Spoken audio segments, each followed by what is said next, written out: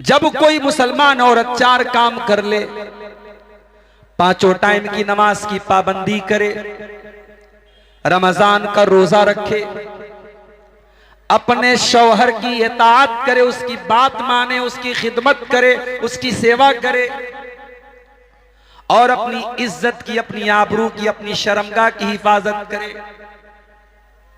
माफ करना मेरे प्यारे साथियों, औरत की शर्मगाह की हिफाजत का एक रास्ता यह भी है कि औरत जब घर के बाहर निकले तो पर्दे में निकले, अपनी सुंदरता को, अपनी ब्यूटी को, अपने शरीर को किसी गैर के सामने जाहिर न करे। और ये इस्लाम ने जो पर्दे का हुक्म आपको दिया है, माफ करना, ये शादी के मौके पर भी यही हुक्म रहता है। शादी के मौके पर आपको कोई छूट नहीं मिलती है। मुझे अफसोस हुआ, मैं आपके इलाके में तकरीर के लिए आ रहा हूं और आने के ठीक पहले ये मंजर देख करके मैंने सोचा कि आज की तकरीर में मैं इस बात को रखूंगा।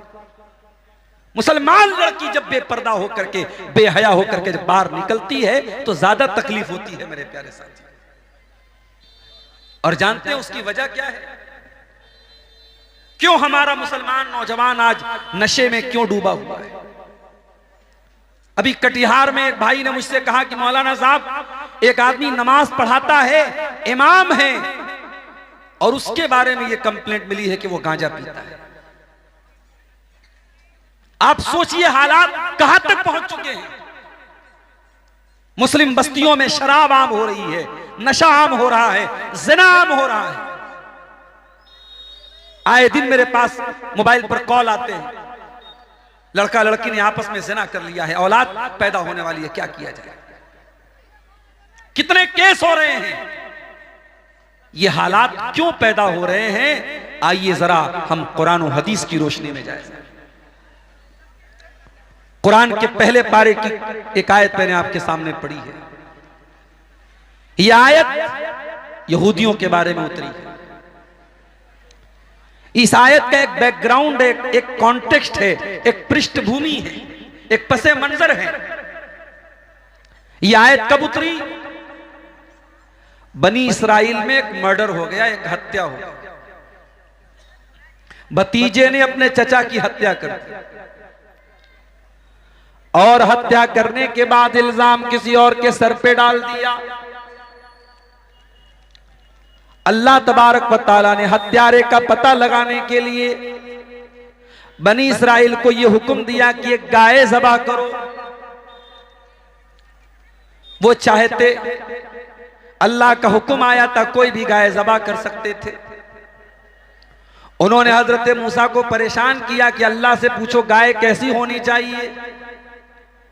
अल्लाह ने और कठिन कर दिया और मुश्किल कर दिया और शर्तें लगा दी। बहरहाल बड़ी मुश्किल से बहुत कीमती रकम खर्च करने के बाद वो गाय लाए और उन्होंने गाय को ज़बह किया। बनी इस्राइल जब उन्होंने गाय को ज़बह किया तो अल्लाह ने हुक्म दिया, फकुल नज़रिबूहु बिबादिहा, उस गाय के बदन के किसी हिस्से को ले लो और उसको डेड बॉडी पे ले जाके टच करो, डेड बॉडी पे, मरे हुए इंसान के ऊपर ले जाके मारो। जब उन्होंने ऐसा किया तो थोड़ी देर के लिए अल्लाह ताला ने मुर्दे को जिंदा कर दिया और वो मुर्दा जिंदा होकर के ये बोला कि मुझे मेरे भतीजे ने कत्ल किया है। इतनी बड़ी अल्लाह की कुदरत की निशानी कि मुर्दा जिंदा हो गया। इतनी बड़ी निशानी देखने के बाद भी यहूदियों के अंदर कोई सुधार नहीं आया, उनकी बुराइयों में, उनके गुनाहों में कोई कमी नहीं आई। अल्लाह ने इस वाक़े को बयान करने के बाद फरमाया, सुम्मा कसत कुलूबुकुम मिन बादि ज़ालिका, ऐ यहूदियों, तुम इतने कठोर दिल हो, इतने सख्त दिल हो, इतनी बड़ी अल्लाह की निशानी देखने के बाद भी तुम्हारे दिलों की सख्ती दूर नहीं हुई। फहिया कल हिजारति औ अशद्दु क़स्वा, तुम्हारे दिल तो पत्थरों से ज्यादा कठोर है, पत्थर से भी ज्यादा कठोर है तुम्हारा दिल। व इन्न मिनल हिजारती लमा यतफज्जरु मिनहुल अनहार, इसलिए कि पत्थर भी कुछ ऐसे होते हैं जिनके अंदर से नदियां बहने लगती हैं, नहरें बहने लगती हैं। व इन्न मिनहा लमा यशक्ककु फयखरुजु मिनहुल मा, अरे पत्थर भी कुछ ऐसे होते हैं कि पत्थर के ऊपर जब बार बार पानी पड़ता है तो पत्थर से पानी निकलने लगता है, पानी पत्थर फट जाता है, उसके अंदर से पानी निकलने लगता है। व इन्न मिनहा लमा यहबितु मिन खशियतिल्लाह, और ऐ यहूदियों तुम इतने कठोर दिल हो, तुम्हारा दिल तो कभी अल्लाह के खौफ से झुकता नहीं है, कभी नरम नहीं पड़ता है, लेकिन पत्थर तो कभी कभी अल्लाह के खौफ से गिर जाता है, पत्थर झुक जाता है, लेकिन तुम्हारे दिल के अंदर कभी अल्लाह का खौफ पैदा नहीं होता। वही हाल आज हमारा हो चुका है, पत्थर जैसे हमारे कलेजे हो चुके हैं। अपने हाथों से मुर्दों को दफनाते हैं, अपने हाथों से कफनाते हैं, अपने हाथों से अपने अजीजों की लाश को कब्र में उतारते हैं, फिर भी हमें मौत याद नहीं आती, फिर भी आखिरत याद नहीं आती। मेरे बड़े अब्बा, मेरे वालिद के बड़े भाई, आज उनका इंतकाल हो गया, कई महीने से बीमार चल रहे थे। कटिहार मैंने क्रॉस किया, घर से फोन आया, बड़े अब्बा का इंतकाल हो गया। जुमा बाद कल मिट्टी है, जनाजा है, मुझे अभी तकरीर करके फौरन भागना है। पटना से कार मंगाई है मैंने, उसी कार पे बैठ के पटना जाएंगे, वहां से फौरन बनारस निकलेंगे, जुमा के पहले हमको पहुंचना है। जनाजा हम देख रहे हैं, मैयत हो रही है हमारे घर में, मगर हमारे कलेजे पे कोई फर्क नहीं पड़ रहा है। हमारा दिल कठोर हो चुका है, हमारा दिल सख्त हो चुका है। और जब दिल सख्त होता है तो मेरा जुमला नोट कर लो, फिर आंखें आंसू नहीं बहाती। दिल का बहुत बड़ा कनेक्शन आंखों से है। अल्लाह कुरान में सूरह मरियम में अपने नबियों के बारे में कहता है, इज़ा तुलियत अलैहिम आयातुर रहमानी खर्रू सुज्जदन व बुकिया। मेरे नबियों के सामने जब अल्लाह ताला की आयतें पढ़ी जाती हैं, वो सजदे में गिर जाते हैं और रोने लगते हैं। उनकी आंखों से फूट फूट के वो रोने लगते हैं, उनकी आंखों से आंसू बहने लगते हैं। अरे हम तो इतने कठोर दिल हैं, हमने कोरोना का दौर देखा जो हमसे पहले किसी ने नहीं देखा। हम गवाह बन गए उस वाक़े के जो इंसानी तारीख में कभी कभी होता है। हमने देखा लॉकडाउन लग गया, मार्केट बंद हो गई, नमाज मस्जिदों में होना बंद हो गई, अल्लाह के घर का तवाफ बंद हो गया। मरने के बाद इंसान की लाश को कोई छूने को तैयार नहीं है। बनारस में हमारे कई गैर मुस्लिम भाइयों की लाशों को मुसलमानों ने ले जाके आग लगाई, क्योंकि गैर मुस्लिम अपने बाप की मैयत को छूने को तैयार नहीं था। हमने तो वो दौर भी देखा था मेरे साथ, इंसान मास्क लगा के घर से निकलता था, इंसान 2 गज की दूरी बना के चलता था। हमने वो दौर भी देखा है। कुरान कहता है, फलौला इज़ जाअहुम बासुना तज़र्रऊ वलाकिन क़सत क़ुलूबुहुम व ज़य्यन लहुमुश शैतानु मा कानू यामलून। ऐ मेरे बंदो, जब ये मुसीबतें तुम्हारे ऊपर आई, ये आपदाएं तुम्हारे ऊपर आई, ये संकट तुम्हारे ऊपर आया, तो होना तो ये चाहिए था कि तुम गिड़गिड़ाते, तुम अल्लाह से माफी मांगते, तुम अल्लाह की तरफ रुजू करते, मगर तुमने ऐसा नहीं किया, क्योंकि तुम्हारे दिल कठोर हो चुके हैं और शैतान ने तुम्हारे गुनाहों को सजा के पेश किया है। एक बात बोलूं, आज की दुनिया में सामान कितना भी लोकल हो, पैकिंग अच्छी होनी चाहिए।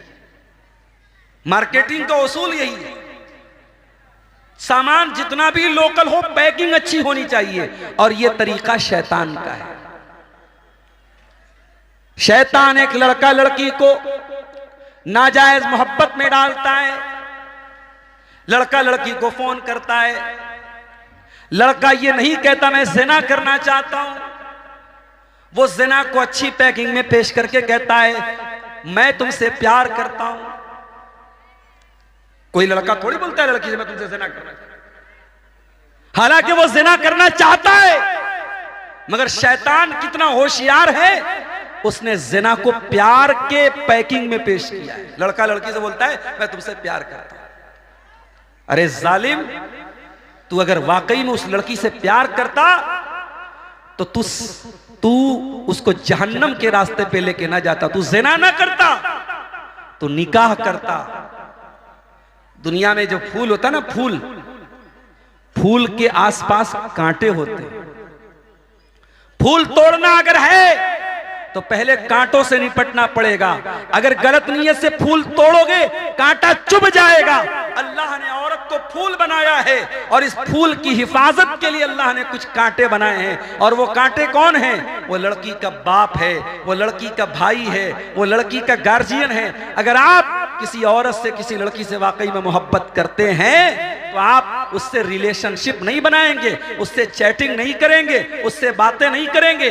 आप उसके गार्जियन के जरिए, उसके बाप के जरिए निकाह का पैगाम भेजेंगे और हलाल और जायज तरीके से निकाह करेंगे। तो शैतान का तरीका यही रहा है कि गुनाहों को कैसे मुज़य्यन किया जाए, गुनाहों की पैकिंग को कैसे अच्छा किया जाए। और यह काम पहले दिन से शैतान कर रहा है। शैतान जब हमारे बाप आदम के पास आया, हमारी मां हव्वा के पास आया और उनको बहकाना था, उनको गुमराह करना था, उनको जन्नत के उस पेड़ को खिलाना था जिस पेड़ के करीब जाने से अल्लाह ने मना किया था, तो शैतान ये नहीं बोला कि वो पेड़ खतरनाक है। शैतान बोला अला अदुल्लुकुम अला शजरतिल खुल्दी, ऐ आदम, ऐ हव्वा, ये पेड़ जिसके करीब जाने से अल्लाह ने मना किया है, ये शजरतुल खुल्द है, ये हमेशा हमेशा इस पेड़ का फल खा लोगे तो हमेशा हमेशा रहोगे। ये पेड़ नहीं है, ये अमृत है, अमृत। उस पेड़ को उसने अमृत करार दे दिया जिस पेड़ के करीब जाने से अल्लाह ने मना किया था। और कसम भी खाया इब्लीस ने, कसम खा के कहा कि ऐ आदम, ऐ हव्वा, मैं तुम्हारी भलाई चाहता हूं, मैं तुम्हारा खैर खा हूं, इस पेड़ का तुम फल खा लो, तुम हमेशा हमेशा जन्नत में रहो। और जब आदम और हव्वा ने उस पेड़ को खा लिया तो नतीजा क्या निकला? बदत लहुमा सौआतुहुमा, दोनों के कपड़े उतर गए, दोनों नंगे हो गए। पता ये चला शैतान पहले दिन से हमें और आपको नंगा करना चाहता है, मर्दों को भी नंगा करना चाहता है, औरत को भी नंगा करना चाहता है। आज टिकटॉक पर, इंस्टाग्राम पर, फेसबुक पर और इसी तरीके से स्नैपचैट पर आज लाखों लड़कियां ऐसी हैं जो सिर्फ इस बात के लिए पैसा कमा रही हैं कि वो नंगी होकर के अपना शरीर दिखा रही है, अपना शरीर दिखाकर, अपना बदन दिखाकर, अपनी बॉडी को एक्सपोज करके वो पैसा कमा रही हैं। आज मुसलमान कितनी लड़कियां हैं जो यही काम कर रही हैं। यही तो शैतान चाहता है। शैतान हमें और आपको नंगा करना चाहता है। भाई एक नॉर्मल इंसान जिसके अंदर दिमाग है वो नंगा नहीं रहता है। हमारी कॉमन सेंस हमसे कहती है नहीं, हमारे बदन के कुछ प्राइवेट पार्ट्स हैं वो ढके रहने चाहिए। इंसान नंगा रहना नहीं चाहता है, मगर आज की दुनिया में नंगा रहने को भी फैशन करार दे दिया गया और औरत को नंगा कर दिया गया। याद रखो मेरे प्यारे साथियों, ये नंगा रहना ये शैतान की चाल है, ये शैतान का मिशन है। आदम के बदन से कपड़ा उतर गया, हव्वा के बदन से कपड़ा उतर गया, दोनों नंगे हो गए। कुरान कहता है फतफिका यक्सिफानी अलैहिमा मिन वरक़िल जन्नह, दोनों जन्नत के पत्तों से अपनी शर्मगाह को छुपाने लगे। दोनों को नंगा रहना गवारा नहीं है, दोनों अपने सतर को, अपनी शर्मगाह को छुपाने लगे। फिर अल्लाह ने आवाज दी, ऐ आदम, ऐ हव्वा, क्या मैंने मना नहीं किया था उस पेड़ के करीब मत जाना? तुम क्यों गए? तुमने क्यों शैतान की बात मान ली? क्या मैंने नहीं कहा था शैतान तुम्हारा खुला हुआ दुश्मन है? तब आदम और हव्वा ने तौबा की। क़ाला रब्बना ज़लमना अनफुसना व इल्लम तग़फिर लना व तरहमना लनकूनन्न मिनल ख़ासिरीन।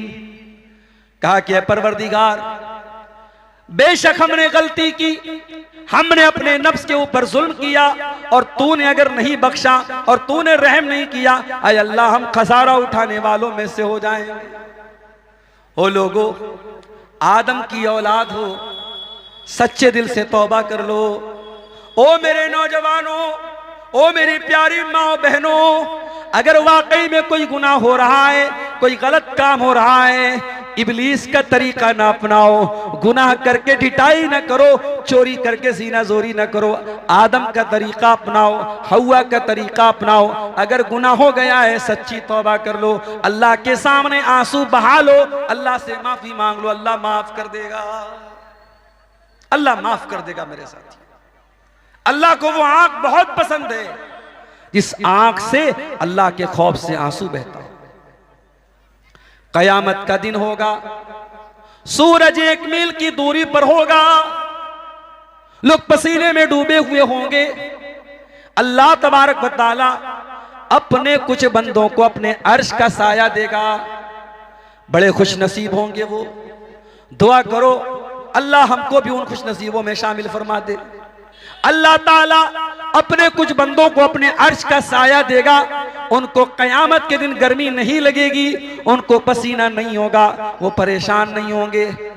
आओ जरा पूछते अल्लाह के नबी से वो कौन लोग हैं। अल्लाह के नबी फरमाते हैं वो 7 तरीके के लोग हैं, और उन 7 में एक वो आदमी भी है, वह रजुलुन ज़करल्लाह खालियन फफाज़त ऐना, जिसने अकेले में अल्लाह को याद किया और उसकी आंखों से आंसू बहने लगे, उस इंसान को अल्लाह ताला कयामत के दिन अपने अर्श का साया देगा। हमारी आंखों से आंसू क्यों नहीं बहते मेरे भाई? क्योंकि हमारे दिल कठोर हो चुके। हम तो कुरान पढ़ते हैं तब भी हमारी आंख से आंसू नहीं बहता। अभी मैंने एक वीडियो देखा मक्का का, एक बूढ़ा इंसान खाने काबा के पास बैठकर अल्लाह से दुआएं कर रहा है, और रो रो के दुआएं कर रहा है, और ऐसे दुआ कर रहा है जैसे कोई बच्चा अपनी माँ से जिद करके अपनी बात मनवाता है। वो बूढ़ा इंसान अल्लाह की बारगाह में फूट फूट के रो रहा है, अल्लाह के सामने हाथ फैला फैला के अल्लाह के सामने गिड़गिड़ा रहा है, अल्लाह से मांग रहा है। मेरे प्यारे साथियों, अल्लाह उन दिलों को पसंद करता है जिन दिलों के अंदर गुनाहों की मुहर न लगी हो, जो दिल नरम हो, जो दिल कठोर ना हो, जो दिल सख्त ना हो। और याद रखो, जितना पाप करोगे उतना ये दिल सख्त होता चला जाएगा। और ये बात मैं नहीं कह रहा हूं, ये बात अल्लाह के आखिरी नबी जनाब मोहम्मद रसूलुल्लाह सल्लल्लाहु अलैहि वसल्लम फरमाते हैं। अल्लाह के नबी फरमाते हैं जब इंसान कोई गलती करता है, कोई गुनाह करता है, नुक़ितत फ़ी क़ल्बिही नुक़्ततुन सौदा, उसके दिल पर एक काले रंग का धब्बा डाल दिया जाता है। अगर बंदा तौबा कर लेता है, अल्लाह से माफी मांग लेता है, वो काला धब्बा मिटा दिया जाता है, वरना जितना वो गुनाह करता चला जाता है उतने वो काले धब्बे बढ़ते चले जाते हैं। हत्ता तालुआ क़ल्बहू, यहाँ तक कि वो काले धब्बे उसके पूरे दिल के ऊपर छा जाते हैं, पूरा का पूरा दिल काला हो जाता है। और जब दिल काला हो जाता है फिर कुरान की आयतें उसके ऊपर असर नहीं करती, फिर नबी की हदीसें उसके ऊपर असर नहीं करती। क्या बात है मेरे भाई, क्यों आज इतनी लंबी लंबी तकरीरें हो रही हैं और हमारे समाज में कोई असर नहीं पड़ रहा है? शराब पीने वालों में कोई कमी नहीं, जिना करने वालों में कोई कमी नहीं, बेपर्दगी करने वालों में कोई कमी नहीं। क्यों? क्योंकि दिल काला हो चुका है, दिल कठोर हो चुका है। एक डाकू था, डाका डालने गया, एक मकान की छत पे कूदा, रात का सन्नाटा था, कोई अल्लाह का बंदा कुरान पढ़ रहा था, और कुरान पढ़ते पढ़ते सूरह हदीद की ये आयत उसकी नजरों से गुजरी। वो अल्लाह का बंदा रात में कुरान की तिलावत कर रहा था और ये आयत पढ़ रहा था, अलम यअनि लिल्लज़ीना आमनू अन तख़शअ क़ुलूबुहुम लिज़िक्रिल्लाह, क्या अभी ईमान वालों के लिए वो समय नहीं आया, वो वक्त नहीं आया कि अल्लाह का कलाम सुन करके उनके दिल पिघल जाएं, उनके दिल नरम पड़ जाएं, वो अल्लाह की तरफ झुक जाएं। उस डाकू ने जब कुरान की आयत सुनी, कहा अल्लाह मैं कितना बड़ा जालिम हूं, मैं रात में डाका डाल रहा हूं, मैं चोरी कर रहा हूं, और कोई अल्लाह का बंदा रात में कुरान पढ़ रहा है और कुरान पढ़ के ये दावत दे रहा है कि क्या अभी ईमान वालों के लिए वो समय नहीं आया कि उनके दिल अल्लाह का कलाम सुन के पिघल जाएं। वो डाकू तौबा कर लेता है, चोरी का इरादा छोड़ देता है, वहां से बाहर निकलता है। बारिश होने लगी, एक जगह लोग बारिश की वजह से रुके हुए थे, खड़े हुए थे, वो भी वहीं जाके खड़ा हो गया। बारिश रुक गई, कुछ लोगों ने कहा चलो हमें आगे बढ़ना चाहिए, कुछ लोगों ने कहा नहीं नहीं हमें आगे नहीं बढ़ना चाहिए, ये बहुत बड़े डाकू का एरिया है, ये फुज़ैल इब्न अयास का एरिया है, वो बहुत बड़ा डाकू है, वो हमें लूट लेगा, हमें मार देगा। फुज़ैल इब्न अयास वही डाकू था जो तौबा कर चुका था। उसकी आंखों से आंसू बहने लगे, रोने लगा और कहने लगा अल्लाह मैं कितना बड़ा जालिम हूं कि लोग मुझसे, अल्लाह से न डर के लोग मुझसे डरते हैं, और मेरे डर की वजह से लोग सफर नहीं करते हैं। अच्छा, परमिशन का मसला है। उस डाकू ने वहां से मस्जिद में आया और अल्लाह की बारगाह में सजदा में जाकर के रोने लगा, गिड़गिड़ा कर अल्लाह से माफी मांगने लगा। मेरे भाइयों, आज भी वक्त है हमारे पास। मेरे नौजवानों, मैं जानता हूं नौजवानों के अंदर कौन कौन सी खराबियां पाई जा रही। मुझे मालूम है सबके पास इंटरनेट है, मोबाइल है, आपकी रातें कहां गुजर रही हैं, आपका दिन कहां गुजर रहा है। मगर यह बात याद रखो मेरे नौजवानों, ये टाइम जो आपको मिला है, ये समय जो आपको मिला है, कल कयामत के दिन यही समय, यही टाइम आपके लिए हुज्जत बनेगा। या तो अगर आपने इस समय का सही इस्तेमाल किया है तो ये समय आपको जन्नत में लेके जाएगा, और अगर इस समय का दुरुपयोग किया है, इसका गलत इस्तेमाल किया है, तो इसी समय के गलत इस्तेमाल की वजह से हमें और आपको जहन्नम में जाना पड़ सकता है। पर्ची आ चुकी है मेरे पास, चूंकि 12 बजे तक का परमिशन था, कानून का उल्लंघन हो रहा है, प्रोग्राम को खत्म करना है। मैं आखिरी बात करके बात खत्म करूं। चंदा मैं नहीं करता हूं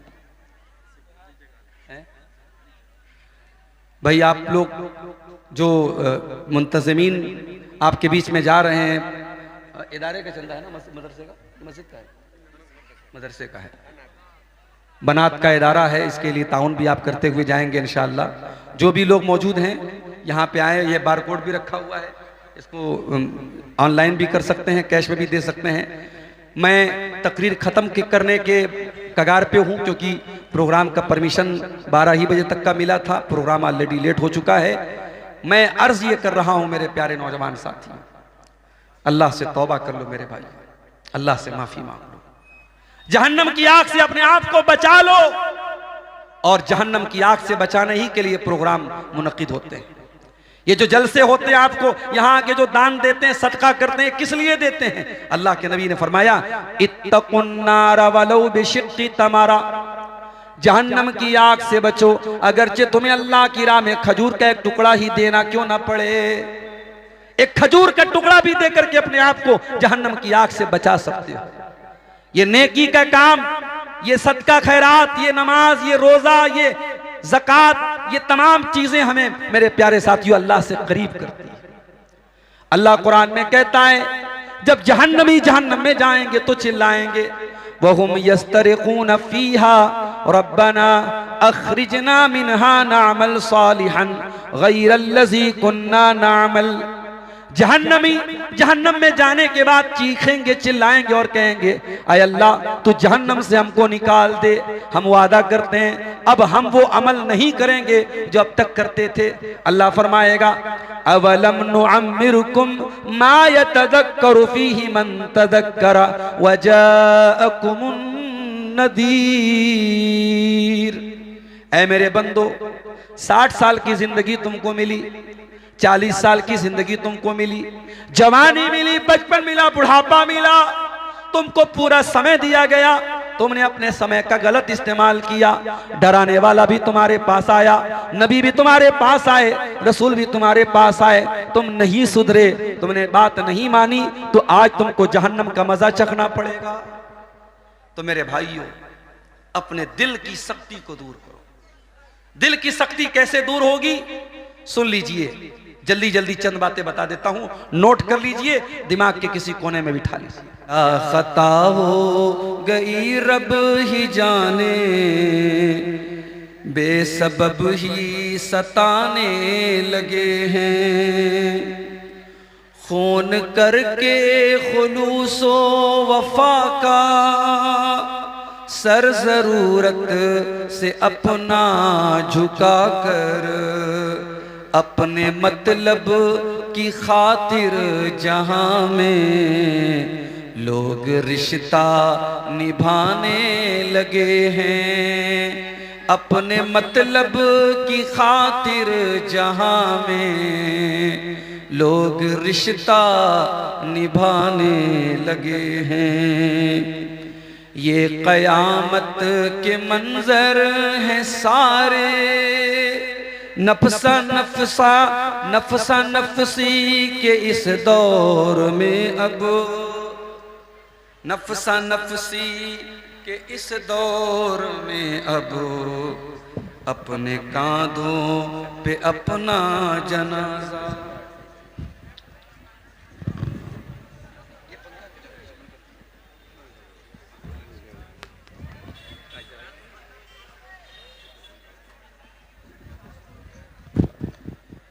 ये क़यामत के मंजर हैं सारे, नफसा नफसी के इस दौर में, अब अपने कांधे पे अपना जनाजा लोग खुद ही उठाने लगे हैं, लोग खुद ही उठाने लगे हैं। हो सकता है कुछ लोग जा भी चुके हों, लेकिन जितने लोग यहां मौजूद हैं, मैं आप सबको मुबारकबाद देता हूं कि आप अब्दुल गफ्फार सलफी के लिए नहीं, आप कुरान और हदीस की बातों के लिए रुके हुए हैं। मैं अभी जब पहुंचा यहां पंजीपाड़ा स्टेशन पर, तो कोई बारात जा रही थी, और आप जानते हैं कि जब बारात जाती है तो गाड़ियों पर दुल्हा और दुल्हन का नाम भी लिखा रहता है। तो मैंने देखा कि दुल्हा और दुल्हन का जो नाम है वो मुस्लिम नाम है। लड़के का नाम मोहम्मद आफ्ताब था और लड़की का नाम भी कुछ ऐसी रेशमा या फातिमा कुछ था, यानी मुसलमान की शादी है, मुसलमान की बारात जा रही है। जब रेलवे फाटक पर हमारी गाड़ी रुकी, बारात की गाड़ियां भी रुक गई, तो हमारा ड्राइवर जो गैर मुस्लिम है वो बड़ी हैरत से कहने लगा कि मौलाना साहब, आप लोगों के यहां तो पर्दा होता है, जवान लड़कियां सज संवर कर मेकअप करके खुशबू में बसी हुई, चमकीले कपड़े पहने हुए सब गाड़ी से बाहर निकल करके रेलवे फाटक पे खड़ी है। इससे यह अंदाजा हो रहा है कि हमारे और आपके समाज में शादी ब्याह के मौके पर औरतों को बेपर्दगी की छूट मिल जाती है। अभी निजामत करने वाले हमारे मौलाना साहब ने एक हदीस पढ़ी थी, अल्लाह के प्यारे नबी सल्लल्लाहु अलैहि वसल्लम ने औरत को 4 चीजों का हुक्म दिया। औरत 4 काम कर ले जन्नती है, उसके लिए जन्नत वाजिब हो गई, जन्नत के तमाम दरवाजे उसके लिए खोल दिए जाएंगे। वो 4 चीजें क्या हैं? इज़ा सल्लतिल मरअतु खम्सहा व सामत शहरहा व अताअत ज़ौजहा व अहसनत फरजहा।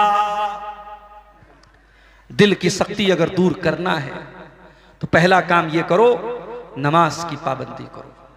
वला ज़िक्रुल्लाहि अकबर, नमाज अल्लाह का जिक्र है और ये बहुत बड़ी चीज है। नमाज पढ़ोगे ऑटोमेटिक बहुत सारी बुराइयों से बचोगे। जिसकी जिंदगी में नमाज नहीं है वो मनमानी करेगा, वो कुत्ते की तरह कहीं खड़े होकर पेशाब करेगा, उसे इस्तिंजा का ख्याल नहीं, उसे पाकी का ख्याल नहीं, उसे नापाकी का ख्याल नहीं। और जो नमाज की पाबंदी करेगा वो कपड़े की भी हिफाजत करेगा, वो बदन की भी हिफाजत करेगा। तो पहला काम क्या करना है? नमाज की पाबंदी करो। दूसरा काम, ज्यादा से ज्यादा कुरान से अपना ताल्लुक जोड़ दो। कुरान भी दिलों को नरम करता है। लौ अंज़लना हाज़ल कुरान अला जबलिन लरअयतहु खाशिअम मुतसद्दिअम मिन खशियतिल्लाह। अल्लाह ताला बोलता है अगर इस कुरान को हम किसी पहाड़ पे उतारते, पहाड़ भी अल्लाह के खौफ से चूर चूर हो जाता। ऐ इंसान, तेरे दिल की क्या औकात है, तेरे दिल की क्या हैसियत है? तेरा दिल तो गोश्त पोश का बना हुआ मुलायम सा दिल है। कुरान तो पहाड़ को भी चूर चूर कर सकता है। तू सच्ची तौबा तो कर, तू अल्लाह से माफी तो मांग।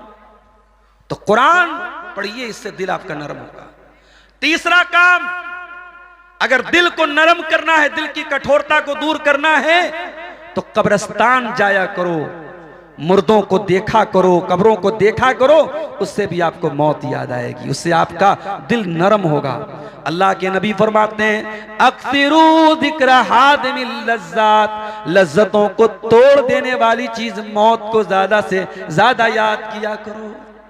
कभी कब्रिस्तान में जाओ और सोचो हमें भी मरना है और यहीं आना है, ये जमीन छोड़ के जाना है, ये जायदाद छोड़ के जाना है, बीवी बच्चों को छोड़ के जाना है और इसी कब्र में जाकर के अपने अमल का हिसाबो किताब देना है। जब तुम कब्रिस्तान जाके ये सोचोगे तुम्हारा दिल नरम पड़ जाएगा। और दिल को अगर नरम करना है तो एक चीज, बहुत अहम चीज मेरे प्यारे साथियों, किसी गरीब, किसी यतीम की परवरिश अपने जिम्मे ले लो। किसी मदरसे में अगर यतीम बच्चियां पढ़ रही हैं, उनकी पढ़ाई अपने जिम्मे ले लो, उनका खर्चा अपने जिम्मे ले लो। यतीम के सर पे मोहब्बत से हाथ फेर दो। अल्लाह के प्यारे नबी के पास एक सहाबी आए, अरे अल्लाह के नबी, मेरा दिल बड़ा सख्त है, मेरा दिल बड़ा कठोर है, मैं इस दिल की सख्ती को दूर करने के लिए क्या करना चाहिए? अल्लाह के प्यारे नबी ने फरमाया दिल की सख्ती को अगर दूर करना है, एक काम करो, इमसह बिरअसिल यतीम, किसी यतीम के सर पे मोहब्बत से हाथ फेर दो। यतीम के सर पे मोहब्बत से हाथ फेर दो। किसी गरीब का सहारा बन जाओ, किसी बेवा का सहारा बन जाओ, किसी गरीब पर तरस खा जाओ, इससे भी आपका दिल नरम पड़ जाएगा। मेरे प्यारे साथियों, दिल की सख्ती को दूर करने के लिए हमें एक दुआ भी अल्लाह के नबी ने सिखाई है, वो दुआ भी हमें पढ़नी चाहिए। वो दुआ क्या है? या मुक़ल्लिबल क़ुलूब सब्बित क़ल्बी अला दीनिक, या मुसर्रिफल क़ुलूब सर्रिफ क़ुलूबना अला ताअतिक। ऐ दिलों के पलटने वाले, हमारे दिल को अपने दीन की तरफ पलट दे। ऐ दिलों के फेरने वाले, हमारे दिलों को अपनी शरीयत की तरफ फेर दे, क्योंकि दिल का कंट्रोल अल्लाह के हाथ में है। ये दुआ जब आप पढ़ेंगे इंशाअल्लाह अल्लाह ताला आपके दिल की रक्षा करेगा, आपके दिल की हिफाजत करेगा। मेरे अजीज साथियों, मेरे बुजुर्गों, दिल की सख्ती के ताल्लुक से ये चंद बातें मैंने आपके सामने रखी हैं। चूंकि प्रोग्राम के मुंतज़िमीन की तरफ से ये डायरेक्शन दिया गया है कि प्रोग्राम को अब ख़त्म किया जाए और लोग भी अब धीरे धीरे घरों की तरफ रवाना हो रहे हैं, मैं इन्हीं गुजारिशात के साथ ये दुआ करता हूँ अल्लाह ताला हम सब के दिलों की हिफाजत फरमाए, रब्बुल आलमीन हमारे दिलों की सख्ती को दूर फरमाए। जिस इदारे के लिए आज का प्रोग्राम हुआ है अल्लाह इस इदारे को मज़ीद तरक्की अता फरमाए। अल्लाह ताला हम सब के मालो मनाल में बरकत अता फरमाए। हमें जो बीमार हैं उनकी सेहत अता फरमाए, जो अल्लाह को प्यारे हो चुके हैं अल्लाह उन्हें अहले तौहीद की मग़फ़िरत फरमाए। अल्लाह जब तक दुनिया में जिंदा रखे, इस्लाम पर जिंदा रखे और हमारा खात्मा ईमान पर हो। आमीन। व आखिर दावाना अनिल हम्दुलिल्लाहि रब्बिल आलमीन। वस्सलामु अलैकुम व रहमतुल्लाहि व बरकातुहू।